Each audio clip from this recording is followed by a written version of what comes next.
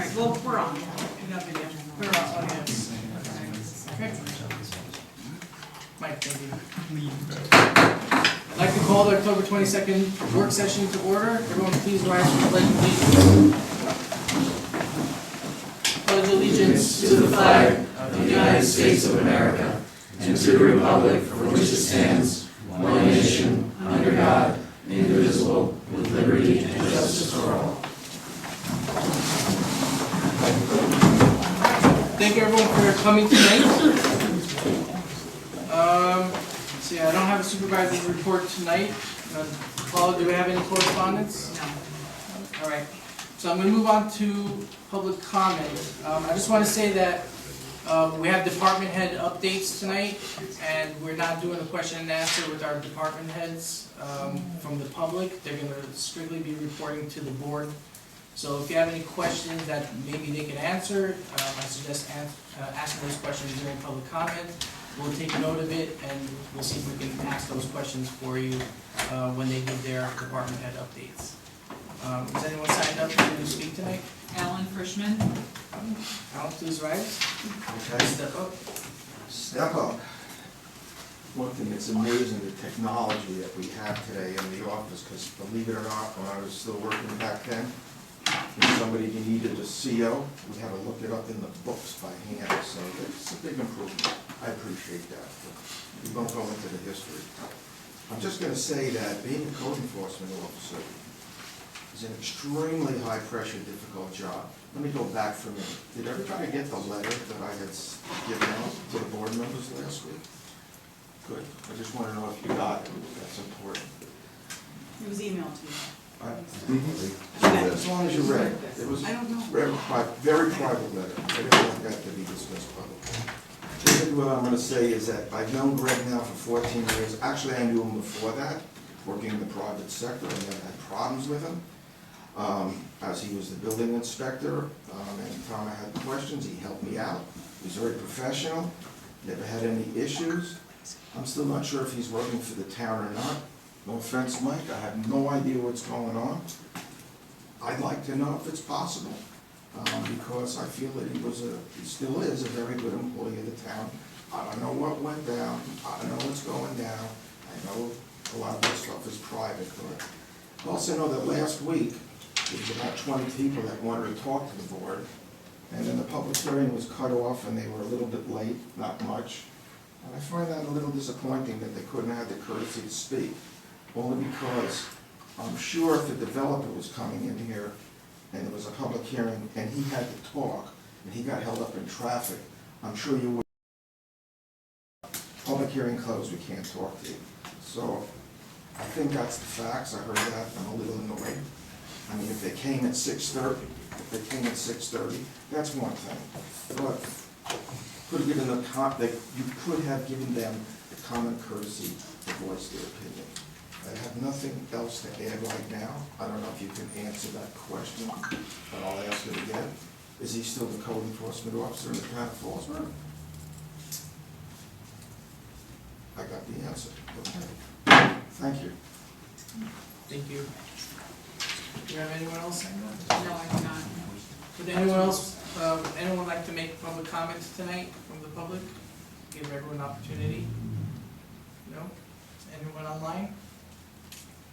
Nope. All right, so then we'll go ahead and close the public comment portion, and we're gonna move on to our department head updates. First off is our Gulf Pros, Jeff Walsh. I understand he's not here tonight, but he sent some correspondence. This is from Jeff Walsh. Both courses have enjoyed a busy summer and early fall. Terry Gray is still busy with daily feed pay. Lockmore closed this past Sunday is our usual policy. Thanks to Pat McNamara and his staff, we are in phenomenal condition and we will stay open until we are told to shut down. Respectfully submitted, Jeff Walsh, PGA. Okay, thank you very much. Taylor Walsh or Pat McNamara, they here too? No. All right, so next up would be Arnold Slutsky, Parks Department. I'm here. Good evening. Just a quick. Step up, Arnold, please. Yeah, we got my I want to be able to hear you. Our cleanup was this past Friday, Saturday, and Sunday. Friday was real busy, which was strange. The weekend was rather slow, so we did not do as much as we usually do. I don't know why, it was beautiful, but I hope we don't find any more things on the road. We've been busy closing the park. It sounds simple, but we have to unhook water lines. Everything is above ground, so it's a lot of unhooking, winterizing bathrooms. Takes a good 3 weeks to get both parks done, so we're busy doing that. And then, of course, the leaves. We're blowing leaves, we get them picked up, the golf course comes. We have that great piece of equipment, picks it up, so we'll be doing that probably 3 times. We just try and stay up on it. The boats are all out of the water. We've been cleaning them. We needed the campground to close because we keep them in our back pavilion. So those will be going under the pavilion when we finish tomorrow. The concessions are busy getting scrubbed. We've been burning old files that have been cleared to burn. I've been helping the clerk with her needs on moving stuff around. We painted in the police station, code office, and other maintenance in all the departments. Just some upcoming trips we have planned. We have a youth trip to Cartwright for 25 students. That'll be November 16th. We're waiting for confirmation from the county, but our planned trip will be next to the Museum of Natural History. We'll probably do that in the new year. Also, we have some ski lessons and a pass for some students if they want to go skiing. So we're just waiting for the funding for that. That'll be from the youth department. So that's basically a brief summary. The cleanup, was it well attended? Did people? No, we were down from past years, just looking at the sign-in sheets and the amount of dumpsters maybe we used. Besides the 8 that were on site, maybe they replaced 3 or 4, so normally it's double that. But there's still plenty of junk, but you know, just not as much as in the past. Is this the allotment that the county gives us for the landfill, certain tonnage, you know, per town? Is that? Yeah, but we do Most it, was yes, that? it's no cost to us, but we have the spring and then we have the fall cleanup. So Spring's usually held at the sewer department, because we're open already, and then when we close, we do it that following weekend in the fall. Anybody else? Thank No? you. Thank you, good seeing you all. And thank you for the spread that you had for the appreciation. Oh, It was That was, very that nice. was really well done, and your staff were fantastic. I had a good chef. The food was very good. Okay, Everybody thank you. gave you Yeah, compliments. it was awesome, thank you. Also, there's talk of a Christmas party for staff, which would be in the senior center. I guess we'll all come up with a date together. Absolutely. I think that's a great idea. Thank you. We might have to call it a holiday party. Yeah. Holiday. Holiday. Either way, I'm wrong. If there's food, we'll all be there, don't we? You cooking? What happened? You cooking? I don't know. Nobody recognized me, so. So, just gonna give a little update from September. Summer might be over, but our PD has not slowed down.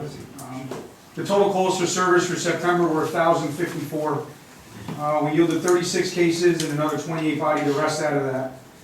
I just want to commend my officers and detectives for just buying into the new vision of the Fallsburg Police Department and what it should look like. We're going to continue to push to make this PD the best one in the county. This time last year, we were at, for numbers, at 200 arrests for the year, and that's not charges, that's body arrests. So one body arrest might have 3 or 4 charges attached to it, so that number could be much higher in other departments. This year, we're at 250 at the same exact time. So we're up like 25%. So I understand crime is never ending, but I'm really proud of my officers that are being proactive. They're out on the streets, making sure we're safe. Our morale is better than it's ever been, and our numbers are a reflection of that. And I couldn't help but think of something my father always told me, that attitude reflects leadership. We've had 2 threats against our school over the last month. The first was on September 21st, the other this past Sunday. Our officers and detectives worked tirelessly to bring the perpetrators to justice. In both cases, they were 12-year-old juveniles. They were arrested and charged with making a terroristic threat a felony. I can't stress enough the amount of time and manpower that goes into these simple little threats that get put out on social media. We have to treat everyone as it's serious, and we cannot leave any stones unturned during the investigation. Over the weekend, I spoke with Dr. Cardi. We're going to be working with the school and the DA's office to organize an assembly, to better educate our youth. SRO Brooks will be there to help me, and just maybe let them understand that what the consequences can be for this. And what, I mean, someone of age can go to jail, and it's a scary thing. But years ago, we laughed about it. They make a bomb threat so you didn't have to have Regents Week. We all laughed about it. Today, it's no joke anymore. I'm proud to report that all 5 of the new recruits are still in the police academy. Our You newest, didn't lose anybody. yeah, didn't lose anybody, which is great.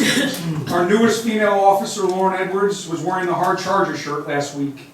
For you, those of you that don't know what that is, that shirt gets given to the recruit that stands above everyone else and works the hardest. So congratulations to Lauren. I'm proud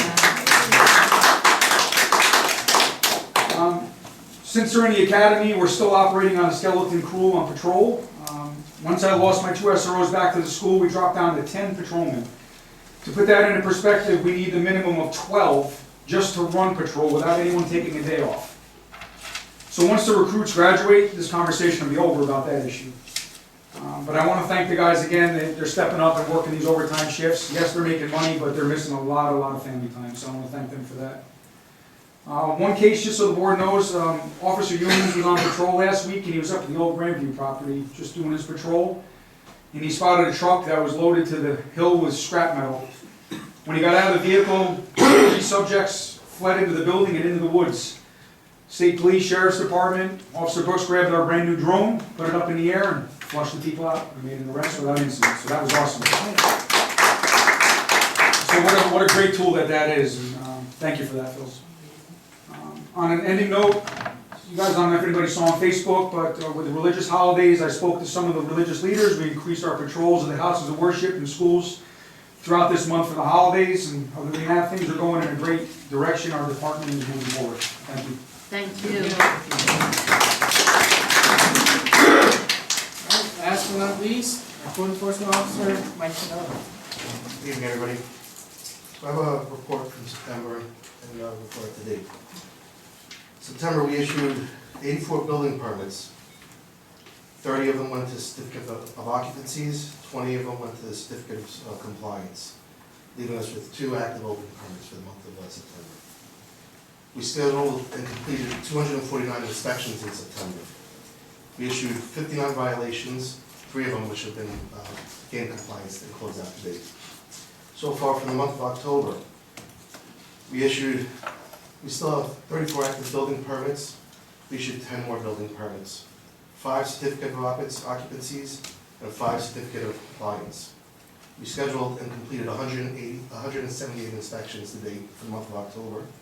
Issued 30 violations, closed out to compliance to date. We also like to thank Arnold and a lot of other departments and people that had their hand in helping us paint and revamp the building department. Arnold was there with flowers and painting, and everybody that had a hand in it, I appreciate it, and I want to say thank you on behalf of the whole department. And thank you for the workers in my department as we're going through some changes and get acclimated with what's coming up next. My 2 new code enforcement officers will be starting their training in I believe about 2 weeks, which is a 6-month training, so we're going to get that scheduled and on this way. But things are looking bright down the road for us. Any questions? Thank you. Thank you. Thank you. Thank you, Mike. All right, let's move on to our agenda items for tonight. Number 1, motion to approve town board minutes dated 10/15/2024. Do I have a motion? Motion. I have a motion and a second. All in favor? Aye. Aye, motion passes. Number 2, Motion to approve payroll warrant 9/25/2024 in the amount of $330,444. Motion. Second. I have a motion and a second, all in favor? Aye. Aye, motion passes. Number 3, motion to approve payroll warrant 10/9/2024 in the amount of $327,633.58. Motion. I have a motion, do I have a second? Second.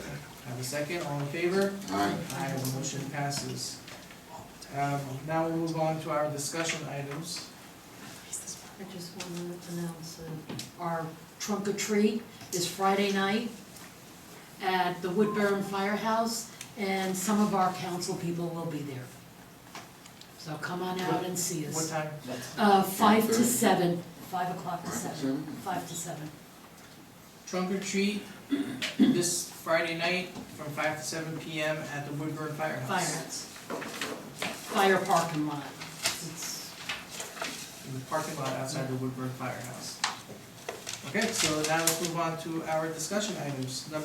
Our only discussion item tonight would be the skate park opportunities presented by Shamik Williams. How you guys doing? Hi. I'm gonna start off with some introductions. My name is Shamik Williams. I grew up literally right up the road from Laurel Gardens to Main Street to pretty much all over here. So I went to high school, I went to elementary school, I went to college. I played basketball, soccer, and I skateboard. So obviously, so today I'm just coming here to try to tell you guys about how I've been petitioning for a skate park for like the last almost a year now, since late January last year. And we got like 242 signatures already, so there's some buzz around this one to get this done. So I've also did a survey trying to get the feedback of the community members and see what they thought about it and everything, but it's been a little slow compared to the petition, but we still got some decent, good feedback saying how people would like to see like a skate park in the area, because we don't really have like anything really besides like Liberty or Middletown. That's in another county. So Liberty is like 3,000 square feet, I think, and it costs like $300,000 to put the park together. And with who I've been in contact with from the beginning, before I even had contact with Mr. Sean over here, it was a skate park project by Tony Hawk. I don't know if you guys know who Tony Hawk is, but he's a pretty big skateboarder around the world. So he started a foundation before I was even born, so just to get like the community all around the country and the world, just to get skateboarding out there. Or, like, you don't even have to be skateboarding, roller skating or rollerblading or wheelchair, like motocross. That's what the disabled people would like use to like go up the ramps and go down the ramps. So it's been like a thing for a while now. But whoever, I forgot his name because it's been like over a year since I had contact with him. But Andre, he's been a real big help with us. So he's been really pointing me in a way of how to get this all moving and done with. So I got some notes. Take your time. Yeah, with the skate park project, they usually send out grants and everything, so like, we would need like qualifications, like it could either be like a charity, or it could be like our local, like agencies, like governments, or like, it could be even a school, like they could apply and they could get like a program done with them, and they could have skateboarders or teachers or something out there, like, teaching the kids how to like ride skateboards, like around the gymnasium and stuff like that, because that's even like a thing out in Japan. Because I don't know if you guys are up to date with everything. Now Japan, they have like a high school program where they could send their, even like the littlest, like elementary school kids to learn skateboarding, because like skateboarding in Japan is getting real big.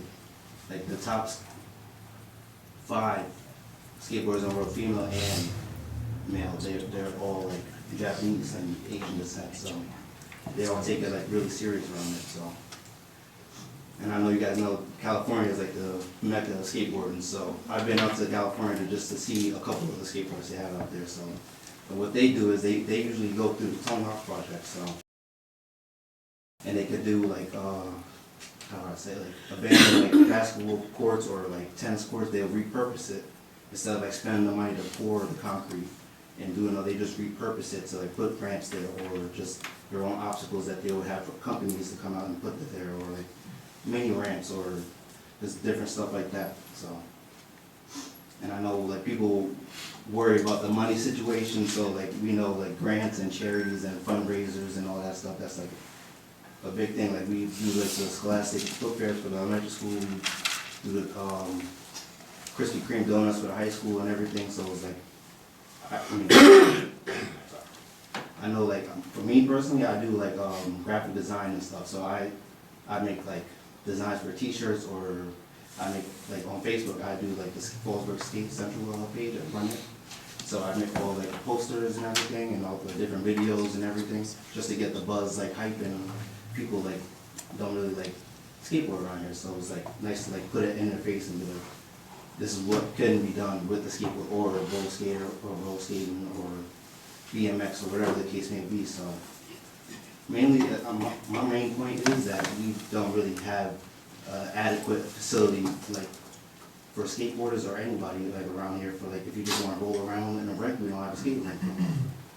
They got bulldozed like last summer or whatever summer it was, so we don't really have nothing. So even the kids, even if like whether they ride around in the parking lot all day, in their complexes all day, go to the park and have to avoid the cars in the parking lot, and like, there's really nothing where they gotta go to a basketball court to ride around the basketball players, or I guess I feel like it's just not fair for like the people that have like that want like a different niche of activity to have, and they don't really have that to express themselves. So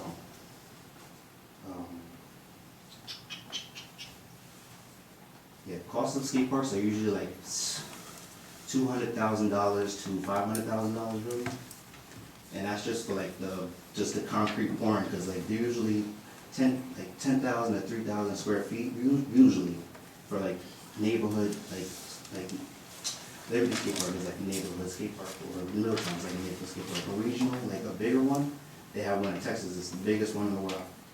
I believe it is like 1.6 acres long, it's like it carries like a whole, it has like it's like the Lone, I'm not really familiar, like the Lone States, like the, what's the? Lone Star. Yeah, Lone Star State, so they have like incorporated that into their park, so it's the biggest park in the country and in that state, so they do things like that to try to like bring out inside people, or outside people inside to the community, to bring like more like eyes on the businesses, or just like to be in the community, because what if someone just comes here and they like living here, so. And we have decent skate parks, so. Everything's bigger in Texas. That's for sure. Does the Liberty Park get a lot of use? No, because the way, I feel like the way that they had constructed the skate park, it wasn't really built in the mind with skaters like in mind. So like some of the obstacles are like too wide to be skated. Like you will have to like be like a professional to like go up the ramp, go down the ramp, jump over something, or jump onto a rail, or onto like a ledge or something. Like they don't. It's good for an extent, just to roll around. But like if you really want to learn and try to learn like you're skating or roller skating or BMX or whatever, then I feel like that wasn't like the best. But Middletown Skate Park, I feel like that's the best, like the best option, or like the best example we have for like a skate park we could have for us. So like they have different obstacles like hips and ledges and stairs and long rails that go from pretty much from one side of the park to the other, so you could just freedom to do whatever. Liberty, they just have a mini ramp section and just ramps, and just more like transition, that's just ramps. So it's like really nothing there to like really like. I know one of my friends, they go to Liberty High School, they went to Liberty High School, and they actually skateboarded over there, but they go to Middletown Skateboard just because there's nothing really to keep them in Liberty skateboard, so. Is there a lot of kids that would be interested in skateboarding in Fallsburg? I believe so. I live in, currently right now, I live in Main Street houses with my grandmother, and there's tons of little kids around there riding skateboards or scooters or just bicycles all around there. I know there's Laurel Gardens, there's tons of kids over there. There's Red Maple, there is even, yeah, just like little houses spread around, like the little complexes here and there. There's always like little kids looking to ride around on something, so. We looked into it years ago, and it wasn't the initial cost of building it. No. That was that scary for us, but I remember correctly, the insurance costs were Yeah, they can be, but I feel like if the design aspect and the cost, like the way you combine the two is how you get like a stable skate park. Because if you build a skate park where, like Liberty, if like a little kid were to try to go down that, there's no ifs, ands, or buts, he's gonna hurt himself. Him or her, he's gonna hurt himself, so. Like if there were to be like a small, like not even like a learning section, like a section where it fits the in-between, the immediate, the intermediate, and the advanced. It's where all that can come combined, then we have nothing to worry about really, so. There's multiple like examples from around the country that even just, I believe his name was Andre, he helped me like look out to find other skate parks to like even like base ours off of, because ours doesn't have to be 3,000 square feet or even 10,000 square feet. It could be in the middle, it could be a little bit less, it could be just because like there's absolutely nothing for us like skater wise here in general. So I feel like regardless, there's like we're neglecting a certain portion of our community basically. So Is it the Village of Liberty or the Town of Liberty that created the skate park? Village of Liberty, but they were also granted money from the skate park project. And you said the Tony Hawk Foundation paid That's for it? the skate park project. Oh, Tony the Hawk skate park Foundation project. was the name of it before they Skate had park changed it. project. And there's also the consolidated funding application that we can look at too in terms of funding. They fund new parks up to $670,000. The consolidated funding application will probably open up sometime next year. I know the Fallsburg closed this year on July. So typically every year, the Parks Department, it's called the Environmental Protection Fund, offers that to communities as well. So there's that resource, and you probably could even look at Sullivan 180 in terms of funding, because you have the health benefits and stuff like that as well. So there's a lot of different things that you can look at funding-wise. We talk about the health, wellness, and physical activity, and go from there. But I think Nathan does bring up something about the insurance. We have to look at that and see how other towns deal with it. Bless you. Thank you, thank you. Yeah, my main concern would be like the liability of like the insurance of the park. Like if something were to go down at the park, well, who's gonna be like responsible for the park? Like, I mean, I would wanna be able to like extend myself to be able to be like the advocate of the park, be like the leader of the park, and like make sure everyone and everything is being like done at the park properly. Like no littering, no smoking, no graffitiing, no whatever the case is, because we want the park to be as pretty and pristine as possible for anyone that comes here. Because what if we have a competition, or we have a contest, or just a national night out we want to have there one day or whatever? So like there's tons of different possibilities that we could go through for liability wise to make sure it's safe and like okay for everyone to be there, even if you just want to go there to sit down and watch everything. So in New Paltz actually they're constructing a skate plaza, almost like a skate garden, so like people could go there. It's like an area, like a garden almost. You go just sit down and see skaters just hitting ramps over a tree or whatever they're gonna build over there. It's still in construction, but it's just like an example of how they're trying to include like the outside into the skateboarding and try to amend that. Because most people think of skateboarders like punks and delinquents mostly, and so like most skaters aren't like that. You got bad groups in every category, so it's like you gotta find that like that mesh of where people just come together and just want to be just melted into one. So Did you give any thought to where you want to put the skate park? Do you want to put in South Fallsburg so it's closer to the street, or yeah, South Morning side? Or? that's the only place I would want the skate park, because that we're on the main street, so it's like it would make no sense for us to not put it here. Yeah. Like the traffic from the summer and from just locals, like we're on the main road, the main strip. Basically, we're on the main strip right now, so it's like. When we talked about it last year briefly, Jen had the idea of putting it possibly behind the building department. Yeah, Yes. that's where I would like for it to be too. 'Cause I had looked in, because it's just the abandoned lot, so, and I seen that the town had like bulldozed through it to make like a connection to go through from the back to park in the back. So I just feel like that people already use that road basically, so it's like go up there and have a skate park right there. Sounds good to me. Me too. Anyone have any other questions? All right, Thank you. Thank you very much for doing that. Okay. All right, so Are at we this, getting Jeff on the skate? Is that what here? Okay, because I mean, I would pay money to see this. I would as well. Okay. are you gonna Yeah, be that's how, hospital bill? listen, that's how we make the park, we pay just to watch it. They should make that. We could raise money that way. That's what I'm saying, we can raise money that way. First Baptist Church will get behind him. I can tell you that. Thank you. Yeah. All right, so that's our last agenda item for tonight. I'm happy to entertain any motions. Brian, you mentioned you wanted to go into executive for a personnel matter. Do we have any other business to discuss? I have two small litigation, almost nothing urgent. Litigation? Yes, I have two little All right, litigation so updates, I'll but there's entertain a nothing. motion to enter the executive session to discuss litigation and personnel matters. Motion.